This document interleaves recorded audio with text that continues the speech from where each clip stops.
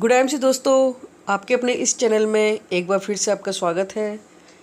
दोस्तों, नेटवर्किंग में सबसे जो बड़ा क्वेश्चन होता है वो यही होता है कि हमारा जो अपलाइनर है वो हमें सपोर्ट नहीं करता।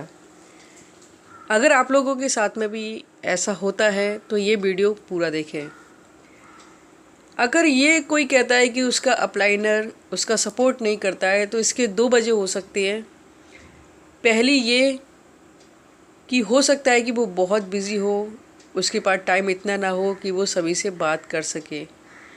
और उसका जो दूसरा कारण है वो ये हो सकता है कि जब आप कॉल कर रहे हो तो अभी तक आपने कुछ भी ना किया हो, आपने ना तो पर्सनल कोई बीबी लिए हो, ना आपने 2-3 लोगों को भी ऐड किया हो अपनी डाउनलाइन में, या फिर उनकी निगाह में ऐसा हो कि आप कुछ भी काम नहीं कर रहे हैं तो आगे भी शायद काम ना करें, और शायद आप बार बार कॉल कर रहे हैं लेकिन काम नहीं करते हैं।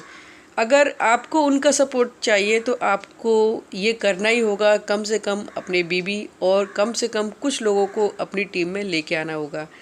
अगर आप ऐसा करते हैं तो यकीनन आपका जो अपलाइनर है वो आपको सपोर्ट ज़रूर करेगा। तीसरा कारण इसका ये भी होता है कि आपके लिए अपलाइनर एक है और अपलाइनर के लिए आप बहुत सारे हैं, तो कभी कभी ये मुमकिन नहीं हो पाता है कि हर किसी से बात कर पाना, कि जब भी उनको टाइम मिलता है वो ज़रूर आप लोग से बात करते ही होंगे। तो ये 2 से 3 वजह होती हैं आपसे बात ना करने की।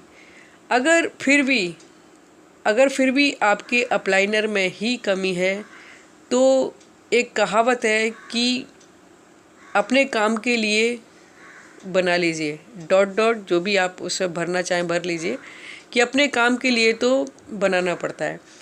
तो अगर आपका अपलाइनर आपको टाइम नहीं दे रहा है तो आप उनके पास जाइए, आप उनके पास बैठिए, समझिए। फिर भी वो टाइम नहीं दे रहे हैं तो वो जहाँ जहाँ जाते हैं आप उनके पीछे पीछे जाइए। वो किससे मिलते हैं, कैसे प्लान समझाते हैं, उनका प्लान समझाने का क्या तरीका है, कैसे वो मोटिवेट करते हैं सब लोगों को, आप उनके साथ जाइए, समझिए।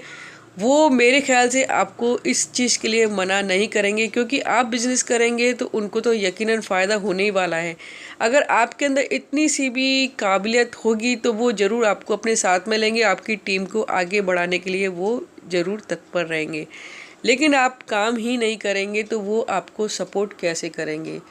इसके बाद अगर आपका जो अपलाइनर है वो ज़्यादा ही खड़ूस है तो चेक करिए कि उनका अपलाइनर कौन है, आप उनकी हेल्प लीजिए। वो भी अगर नहीं है ठीक तो उनके भी कोई अपलाइनर रहे होंगे, उनसे आप हेल्प लीजिए, वो यकीनन आपको सपोर्ट करेंगे। क्योंकि हमारा जो नेटवर्क है वो ऐसा ही है, सब एक दूसरे से कनेक्ट है और सब एक दूसरे की हेल्प भी करते हैं। तो अगर आपका अपलाइनर ठीक नहीं है, आपको टाइम नहीं देता है, तो आप उनसे ऊपर वाले जो अपलाइनर है उनके साथ बात करिए और अपना काम करने की कोशिश करिए। और तीसरा एक चीज़ और है कि काफ़ी लोग बहुत शोर करते हैं हमारा अपलाइनर काम नहीं करता है, हमारा अपलाइनर हमें टाइम नहीं देता है। तो भैया, सबसे बड़ी बात ये है कि अपलाइनर हमारा कौन है, क्या हमारा कोई रिश्तेदार है या फिर हमारा फ्रेंड है? कुछ भी नहीं है तो फिर वो आपको ज़्यादा हेल्प क्यों करेगा? अगर आप काम करोगे तो वो आपको हेल्प करेगा, अगर आप काम नहीं करोगे तो वो हेल्प नहीं करेगा। तो सिंपल सी बात है, आप अपने आप पे डिपेंड रहिए। आप उनको दिखाइए कि आप नहीं है तो क्या हम खुद भी काम कर सकते हैं, और अपनी एक पावरफुल टीम बनाइए और उससे आप अपना काम करिए और उनसे करवाइए, और उनको दिखा दीजिए कि आपकी ज़रूरत नहीं है, हम खुद भी कर सकते हैं।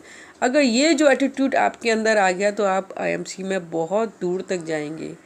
और इसके बाद मेरा जो निवेदन है अपलाइनरों से कि भैया, जो नए लोग होते हैं आईएमसी में जब भी ज्वाइन करते हैं तो वो एक छोटे बच्चे की तरह होते हैं, उनका एक जन्म होता है आईएमसी के अंदर। अगर आप उनका केवल नाम लिख के ही रजिस्टर्ड करके उनको छोड़ देंगे तो वो कैसे सीखेंगे? उनको सिखाइए कैसे प्लान देते हैं, कैसे डेमो करते हैं, कैसे प्रोडक्ट की जानकारी देते हैं, ये सारी चीज़ उनको सिखाइए। कैसे वो मोटिवेट करें दूसरों को कि वो उनकी टीम में आए। आपकी यहाँ पे ही जिम्मेदारी ख़त्म नहीं होती कि आपने ज्वाइन किया और छोड़ दिया, तभी ये लोग ऐसा करते हैं जो नए एसोसिएट है कि एक महीना देखा कि कुछ हो रहा है या नहीं हो रहा है, आप उनकी सपोर्ट कर रहे हैं या नहीं कर रहे हैं, और आप उनका सपोर्ट करते नहीं है और वो वहाँ से चले जाते हैं। एक एसोसिएट को रजिस्टर्ड करने तक कितना फॉर्मेलिटी करनी पड़ती है, कितना बोलना पड़ता है, कितना उनको सिखाना पड़ता है, जब जाके वो ज्वाइन करते हैं।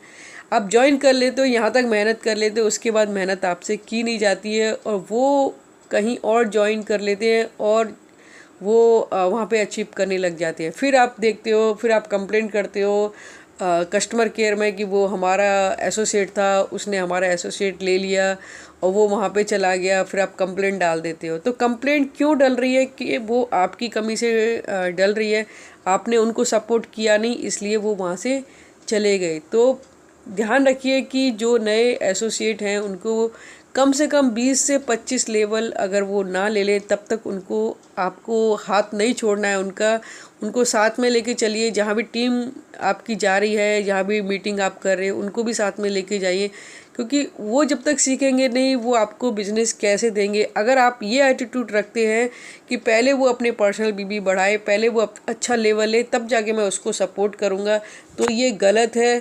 अभी उसका जस्ट जन्म ही हुआ है आईएमसी में, तो ये आपका फ़र्ज है कि कम से कम 10 से 20 लेवल वो करे। और अगर उसमें ये आगे बढ़ने की चाहत है तो ही आप उसको सपोर्ट करें। अगर वो घर में बैठ गया और आपको बोल रहा है कि आप मेरा लेवल ला के दो तब मैं काम करूँगा, तो ऐसे एसोसिएट की ना आपको ज़रूरत है ना ही कंपनी को ज़रूरत है। दोनों एक दूसरे का साथ लेके आगे बढ़ेंगे तो ही ये बिज़नेस चलता है। अगर आप दोनों में ये चीज़ें हैं तो ही आप बिज़नेस में आगे जाइए, वरना एक दूसरे का साथ आप छोड़ सकते हैं।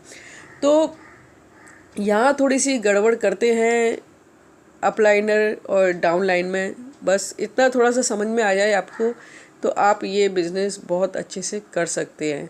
तो आशा करते हैं कि अब आप ऐसा ना करेंगे। Thanks for watching. धन्यवाद।